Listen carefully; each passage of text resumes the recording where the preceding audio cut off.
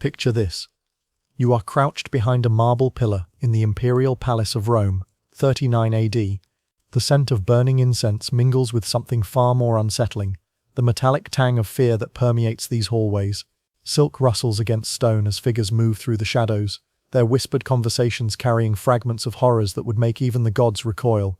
The flickering light of oil lamps reveals senators clutching their togas closer, not against the evening chill, but against the knowledge of what transpires behind those gilded doors.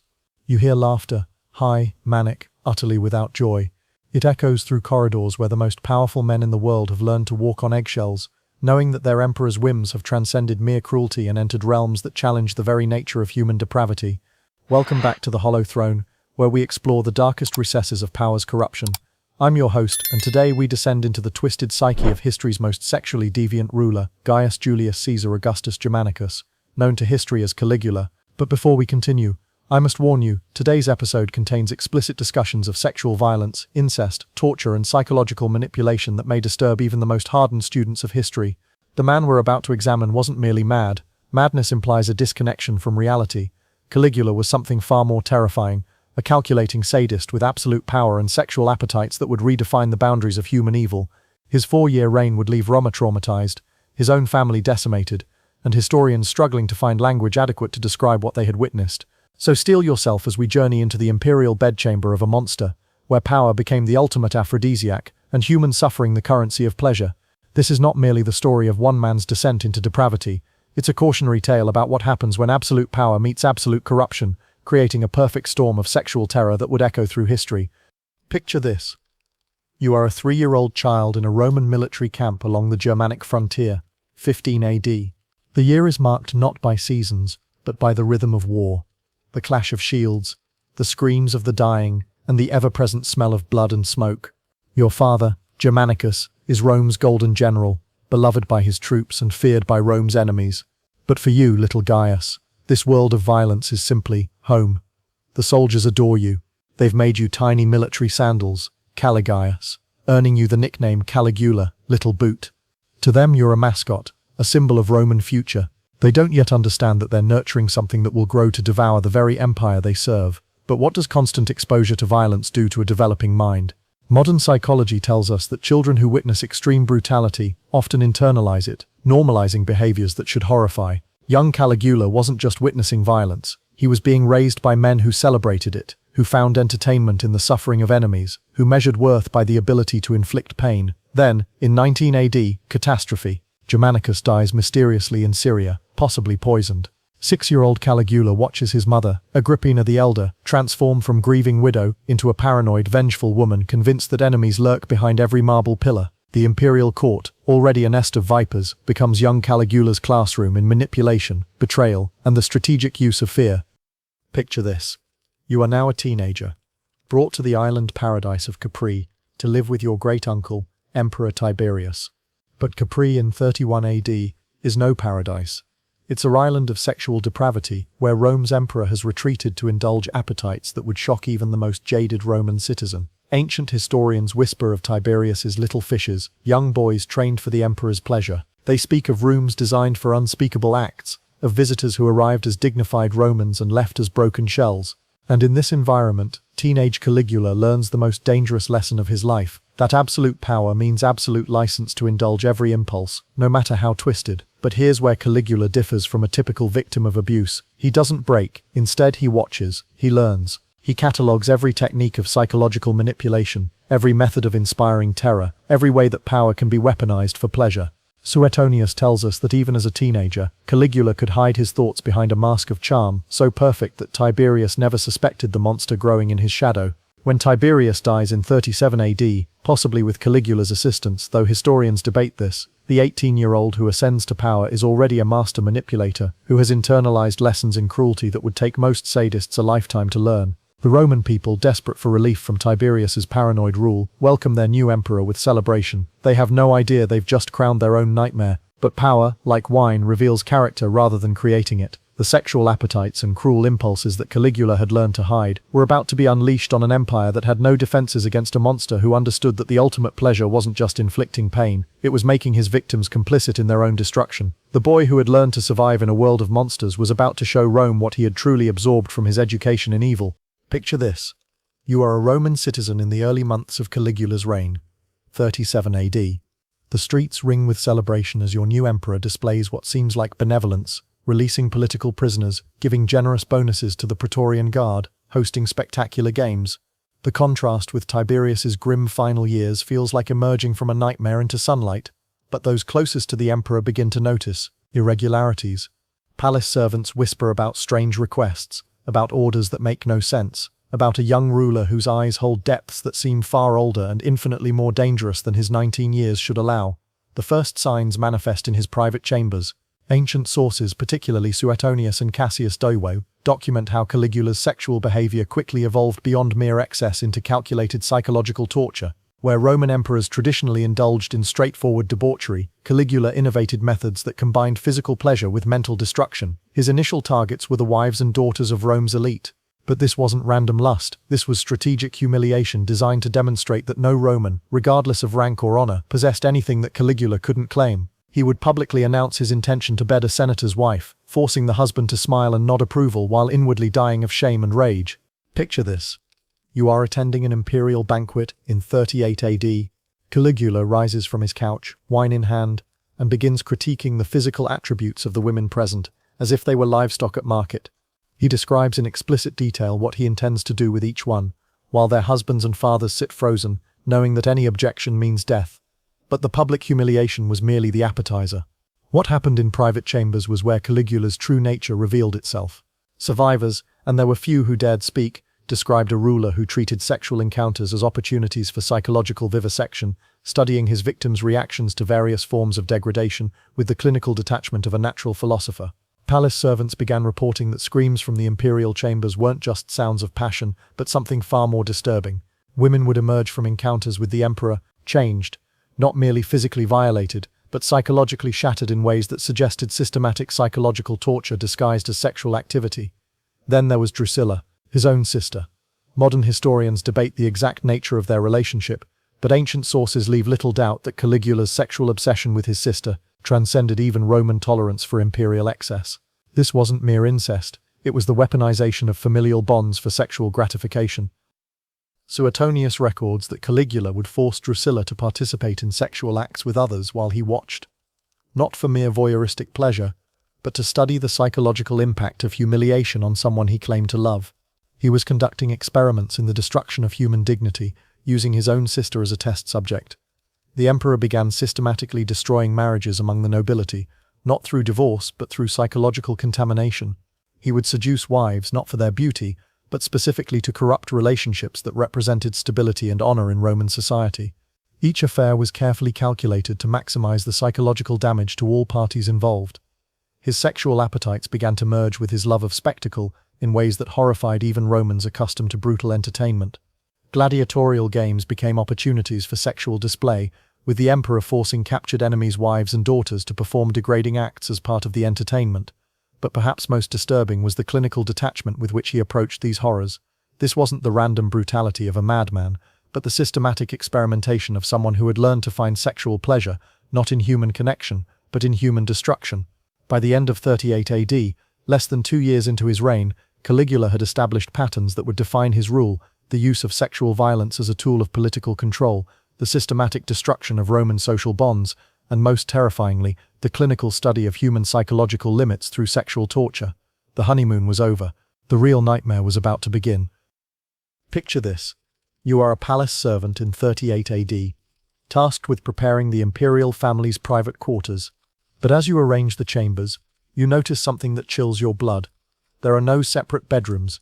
The emperor has redesigned the family wing so that he and his 3 sisters share interconnected spaces with no barriers, no privacy, no boundaries between imperial and intimate.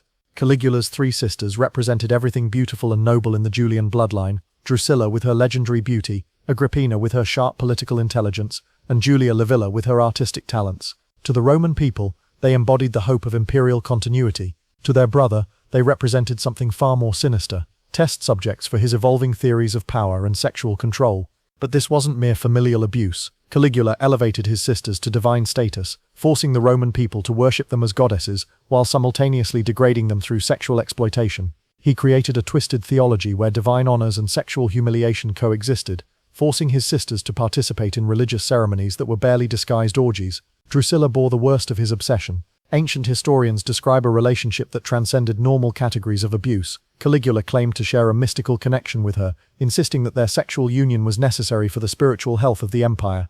He forced her to participate in public rituals where she was simultaneously worshipped as a goddess and degraded as his personal property.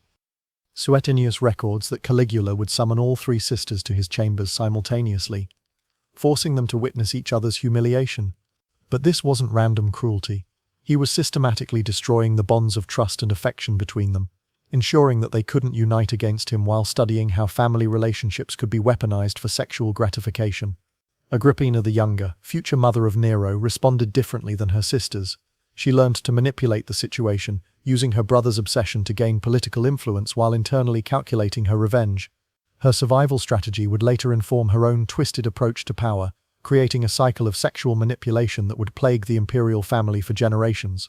The Roman Senate found itself in an impossible position. They were forced to publicly honor the emperor's sisters as goddesses, while privately knowing they were victims of systematic sexual abuse. Senators had to participate in religious ceremonies celebrating Drusilla's divinity, while understanding that she was being psychologically destroyed by her own brother. Caligula instituted new religious festivals, where his sisters were required to perform acts that combined divine worship with sexual exhibition. Roman citizens were forced to participate in ceremonies that violated every traditional boundary between sacred and profane, creating a state-sponsored religion centered on imperial incest. When Drusilla died in 38 AD, possibly from the psychological and physical toll of sustained abuse, Caligula's reaction revealed the true depth of his psychological disturbance. He declared her a goddess, instituted official periods of mourning that resembled lover's grief more than brotherly sorrow, and made it treason to show insufficient sorrow for her death. But here's where the story takes an even darker turn. Caligula's grief wasn't just for a lost sister or even a sexual partner. It was for the loss of his primary victim, the person whose psychological destruction had provided him with the most sophisticated pleasure. Her death represented the loss of his most refined instrument of psychological torture. In desperate attempts to replace what he had lost, Caligula began seeking women who resembled Drusilla, forcing them into sexual relationships that were explicitly designed to recreate his sister's psychological destruction. But these substitutes only highlighted what he had lost. Years of careful psychological conditioning that couldn't be replicated. His surviving sisters, Agrippina and Julia Livilla, found themselves trapped in an escalating nightmare. With Drusilla's death, Caligula's sexual attention focused more intensely on them, but now seasoned with the additional perversion of forcing them to participate in memorial rituals for their dead sister that were barely disguised sexual reenactments. The systematic sexual abuse of the imperial family had effects that rippled throughout Roman society. Noble families began to fear that their own daughters might be chosen as imperial concubines, while the moral authority of the imperial house collapsed under the weight of publicly acknowledged perversion.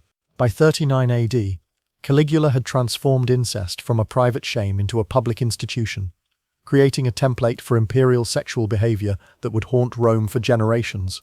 But his appetite for sexual innovation was far from satisfied. The destruction of his own family had merely been practice for the systematic sexual terrorization of the entire Roman Empire. The next phase would make his treatment of his sisters seem almost merciful by comparison. Picture this. You are a Roman citizen entering the Circus Maximus for what you believe will be traditional gladiatorial games, 39 AD. The sand has been freshly raked, the crowd buzzes with anticipation, and the emperor's box gleams with purple and gold. But as you take your seat, you notice something unsettling. There are far too many wealthy women in the arena's holding areas, and their expressions aren't those of spectators, but of condemned prisoners. Caligula had revolutionized the gladiatorial games, but not in ways that enhanced their martial honor. Instead, he had transformed Rome's most sacred entertainment into a theater of sexual humiliation designed to demonstrate that no Roman family, regardless of wealth or status, possessed anything he couldn't claim and corrupt for his amusement.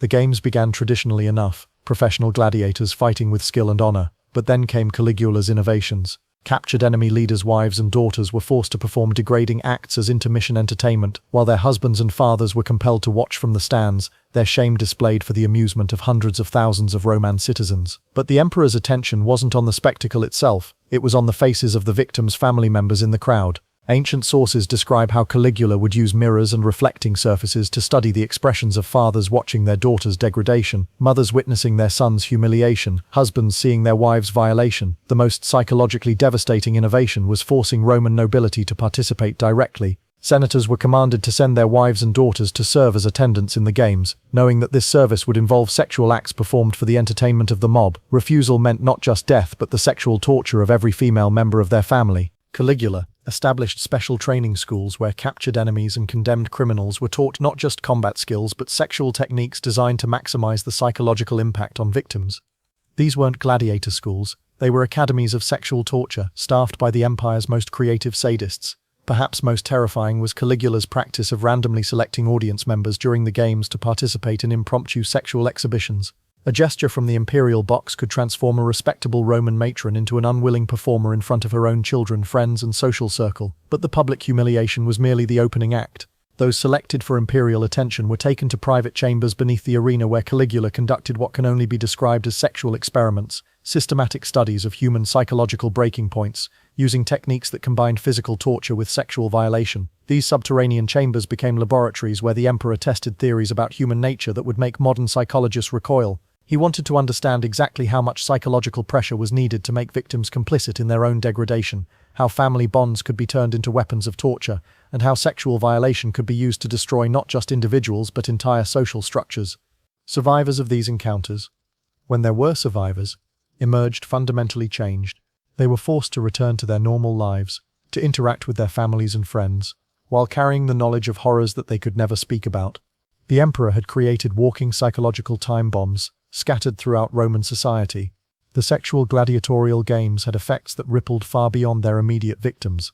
Roman families began to live in constant fear that any public appearance might result in selection for imperial attention.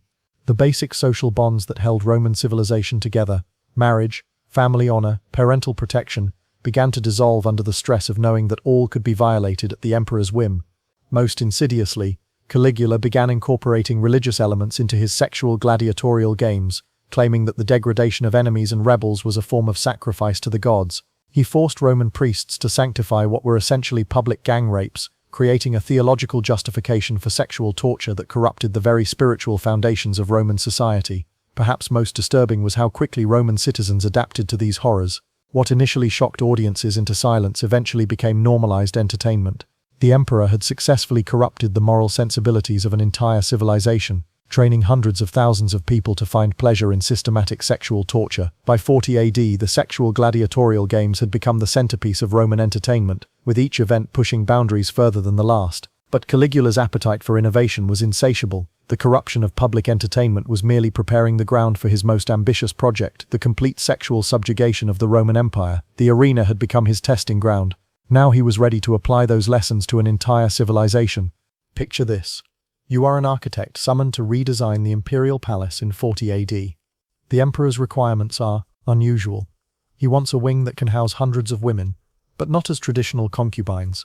The specifications include observation rooms, chambers designed for multiple occupants, and most disturbing of all, quarters for the women's family members, who will be forced to witness their degradation.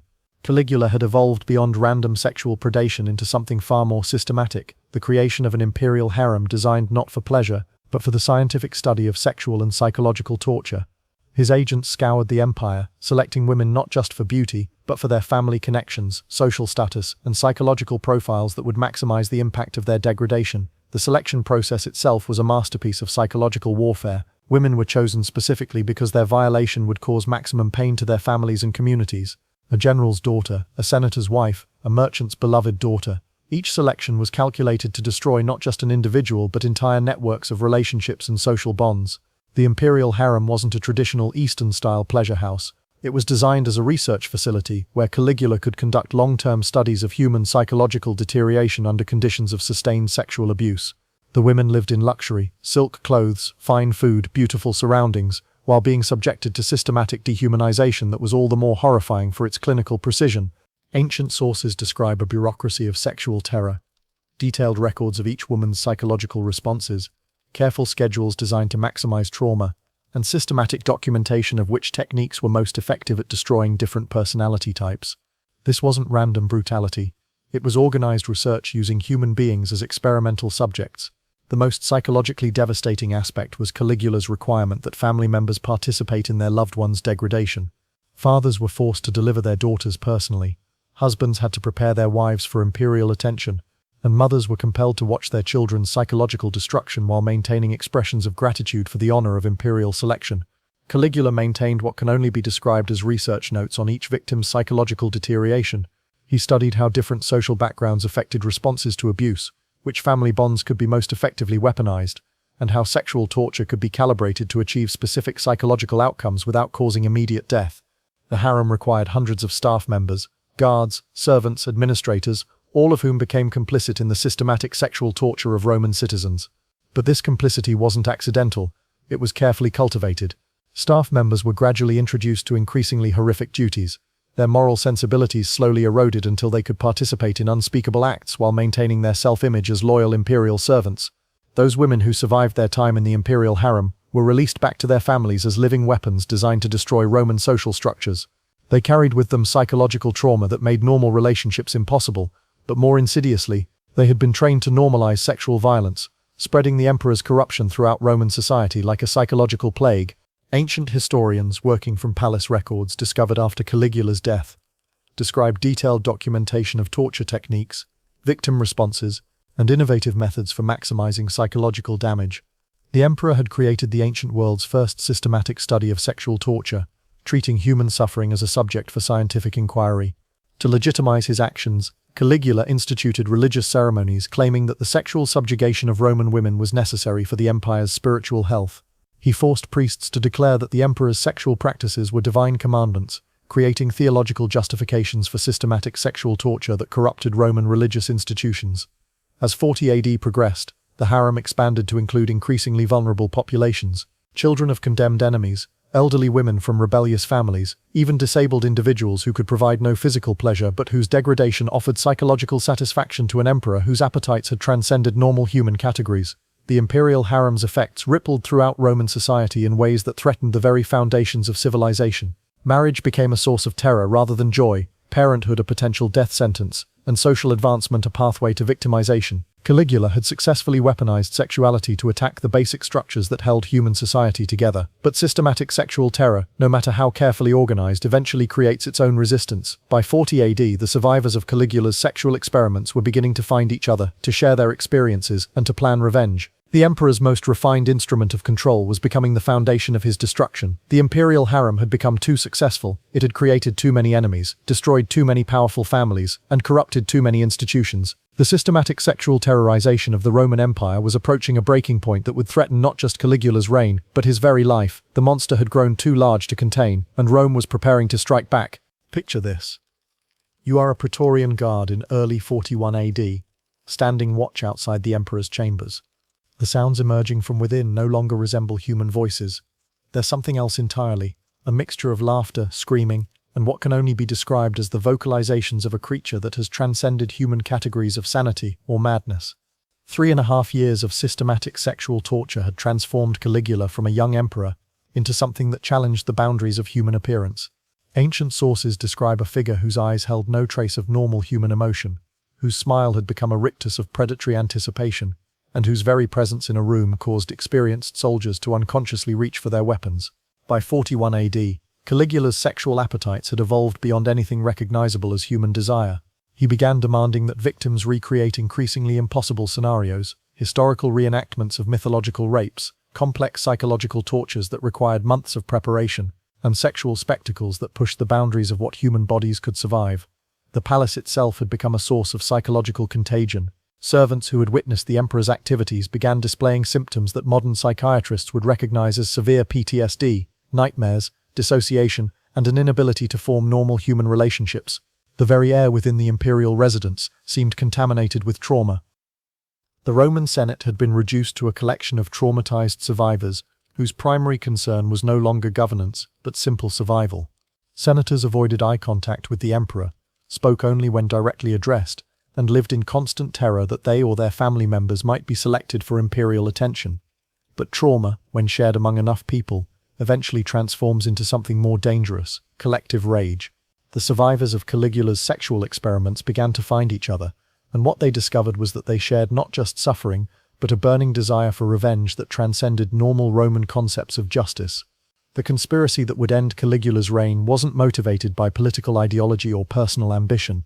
It was driven by the accumulated trauma of hundreds of people who had been sexually tortured, psychologically destroyed, and forced to watch their loved ones suffer unspeakable degradation. This was vengeance in its purest form. Caligula's last documented sexual activities suggest a complete break from even the most elastic definitions of sanity. He began conducting elaborate ceremonies where he claimed to be copulating with the gods themselves, forcing palace staff to participate in rituals that combined sexual violence with religious blasphemy on a scale that horrified even his most jaded courtiers. Picture this.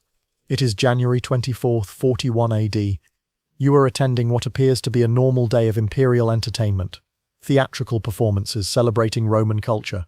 But beneath the surface, the accumulated rage of 3.5 years of sexual terror is about to explode into an act of violence that will echo through history. Cassius Chaerea, the Praetorian Guard officer leading the conspiracy, had personally witnessed horrors that no human being should ever see. His motivation wasn't political, it was deeply personal. Caligula had forced him to participate in the sexual torture of people Chaerea had sworn to protect, and the psychological weight of that complicity had transformed a loyal soldier into an avenging angel.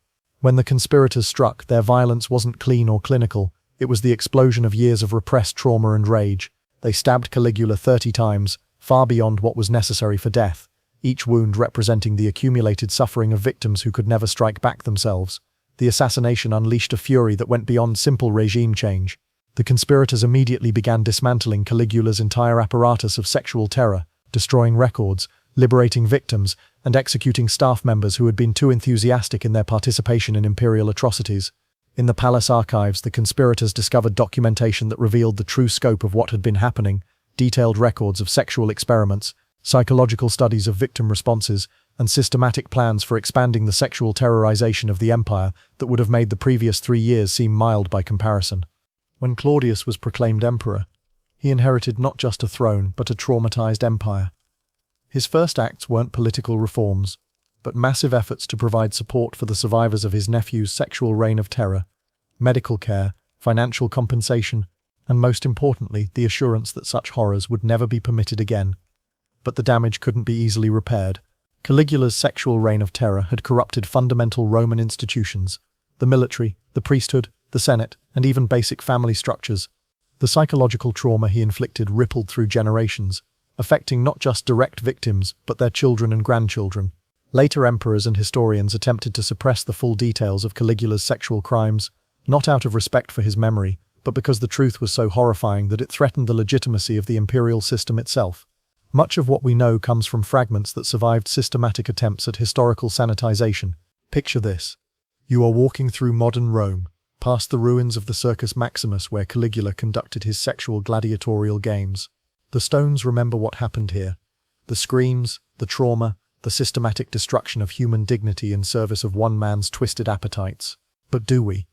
The story of Caligula's sexual reign of terror offers lessons that transcend ancient history. This wasn't simply the tale of one mad emperor, it was a case study in how absolute power, when combined with systematic sexual predation, can corrupt entire civilizations and create trauma that echoes through generations.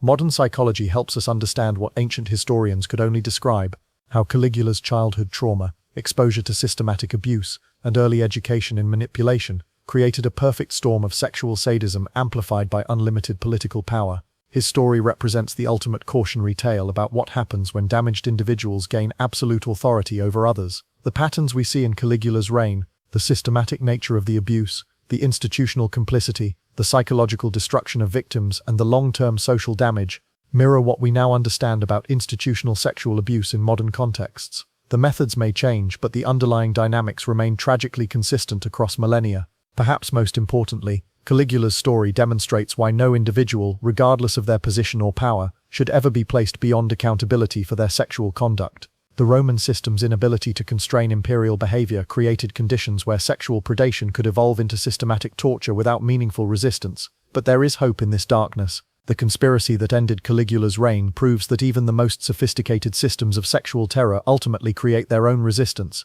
Human dignity, though it can be suppressed and violated, cannot be permanently destroyed. it finds ways to strike back, to seek justice, and to rebuild what has been corrupted. If you found today's exploration of history's darkest chapter enlightening, please subscribe to the Hollow Throne for more investigations into power's corruption. Next week, we'll examine how Caligula's nephew Nero learned from his uncle's mistakes to create new forms of imperial sexual terror that would make even Caligula's crimes seem restrained by comparison. Remember, those who forget history's darkest lessons are condemned to repeat them. The Hollow Throne of absolute power will always attract those who would abuse it, and only through understanding these patterns can we hope to prevent their recurrence. Until next time, stay vigilant, stay informed, and never forget that the price of civilization is eternal vigilance against those who would corrupt it for their own twisted pleasures.